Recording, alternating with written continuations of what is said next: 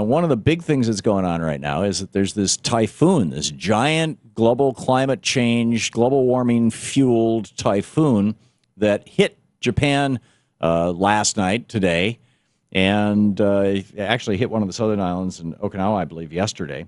And there's some concern about that. It's not going to be a direct hit on Fukushima, but there's a lot of wind over there. Plus, I have this article that there's another leak over at Fukushima. So I wanted to get Kevin Camps on and find out what the heck is going on with Fukushima. Kevin Camps, of course, the radioactive waste watchdog at Beyond Nuclear, the website beyondnuclear.org. Hey, Kevin, welcome back to the program. Hi, Tom. So what's going on? Well, this isn't the first summer that typhoons have hit Japan since the Fukushima catastrophe began, but this is a monster one. It's being referred to as a once in every 15 years, once in decades type of storm. And there are nuclear power plants down on Kyushu in southwestern Japan. The danger is not that the reactors are operating and could melt down, because they are not. The Japanese people have shut them down. There's a struggle on to turn them back on by the pro-nuclear Abe regime. The danger is that in those storage pools of high-level radioactive waste, you've got to keep the nuclear fuel rods cool. And that leak you mentioned at Fukushima right now involves the pool for storing high-level radioactive waste at unit number 5. And luckily, it's a long fuse to catastrophe, relatively. It's a week and a half they have to figure out that problem before temperatures in that pool water reach a dangerous level. Pool water could begin to boil. And if you boiled off all of the cooling water, you could have a fire in that pool. But luckily, they have time to intervene. Okay. Do you think that so presumably they will successfully intervene? Yeah, I'm thinking back to Superstorm Sandy in the United States, where Oyster Creek Nuclear Power Plant in New Jersey nearly had its pool cooling cut off by loss of electricity, complications from the storm. So this is an issue at all nuclear power plants. If you lose the electric grid, they do not have backup power to run the cooling systems on these pools. And a lot of times they don't even have makeup water to replace the boiling away water. And that boiling away water, the steam could easily short-circuit other safety significant systems, the electronics in the plant. Now, this is something that I think most Americans don't understand. I mean, a nuclear power plant is generating electricity. Why doesn't it use its own electricity to keep itself functioning properly, to run the cooling pumps so that it can cool itself?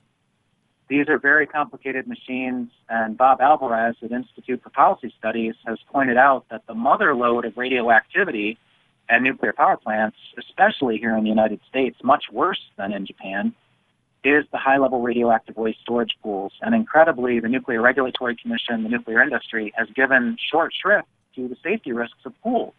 So these are catastrophes waiting to happen. There's the slower motion boil-down scenario on the pools, but there's the fast motion drain-down scenario. And one instance of that we can point to in the United States several times now over the decades is the near drop of heavy loads. And one of my favorites, because I'm from there, Southwest Michigan, is Palisades Atomic Reactor, October 2005, nearly dropped a load weighing 107 tons.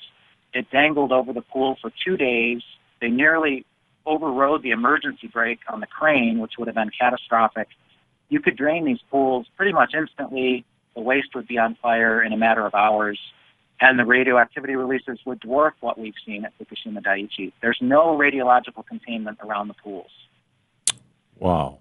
So we build these metal vessels, and then we surround them with concrete vessels for the place where the actual reaction is occurring, the reactor. But next to the reactor, there's a pool where all the spent fuel is placed, and this stuff still, in some cases, in some ways, arguably, it's even more deadly than the stuff inside the reactor, because plutonium and other actinides that are basically man-made now are in there. Do I have that right? Yeah, there's a lot of radioactivity in an operating reactor core, but there is a whole lot more radioactivity in these high-level radioactive waste storage pools. And a fire in a pool could release up to 100% of the radioactive cesium-137 as but one example of scores of radioactive poisons that could escape in the smoke and fall out over a vast area. And the body thinks that cesium is potassium, and potassium is the essential ingredient for muscles, And this is what led to, for example, Chernobyl heart syndrome, where the heart is one of the muscles in the body that grows the fastest. It's constantly rebuilding itself because it's working in 24/7, and so it's constantly having to absorb more potassium from the bloodstream. And if the potassium that's offered to it is actually cesium, then the heart starts to get really radioactive. That cesium starts to burn holes in the heart, and you end up with a heart that's leaking all over the place, and you die. Do I have that right? Essentially, and the Oscar award-winning documentary film called Chernobyl Heart showed that in Chernobyl, it's not just people exposed over years, it's actually newborn infants who have Chernobyl heart, which is congenital heart maladies due to radioactive cesium just saturating the environment. So radioactive cesium-137 is one of the worst actors in a nuclear disaster, but it's not the only one. Strontium-90 is a real concern in Fukushima Daiichi. Which the bones think is calcium. Then it goes to the bones, and the storage tank farm at Fukushima that now holds well over 100 million gallons of highly radioactive water, the strontium-90 has not been filtered from that at all. It's still sitting in there. That's another big shoe that could drop at Fukushima Daiichi is those storage tanks are badly built. They could release their contents into the environment, into the ocean. The strontium-90 would be another catastrophe coming out of Fukushima Daiichi. Or it could just as easily come out of any storage pool by any nuclear reactor in the United States. And these storage pools have more radiation in them than the containment vessel, and they have no containment. Sometimes they just have, a plastic tarp over the top or something? Well, they're in industrial-like buildings, but look at Indian Point near New York City. Entergy Nuclear runs 2 reactors up there. They have had leaks from their high-level radioactive waste storage pools into the ground and into the groundwater and then the Hudson River for years and even decades. And guess what? Element has shown up even in the fish in the Hudson River, strontium-90 from those storage pools. Whoa.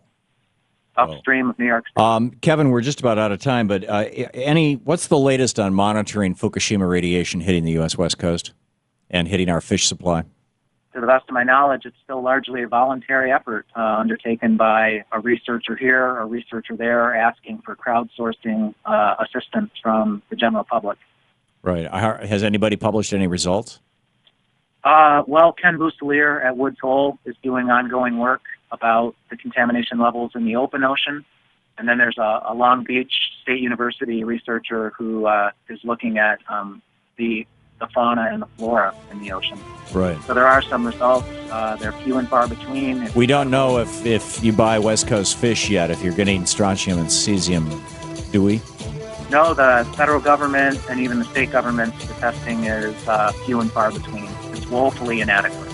Wow. Kevin Camps, beyondnuclear.org. You can read all about it. Thank you, Kevin. Thanks, Tom. Great having you on today. We'll be back. It's 15 minutes past the hour.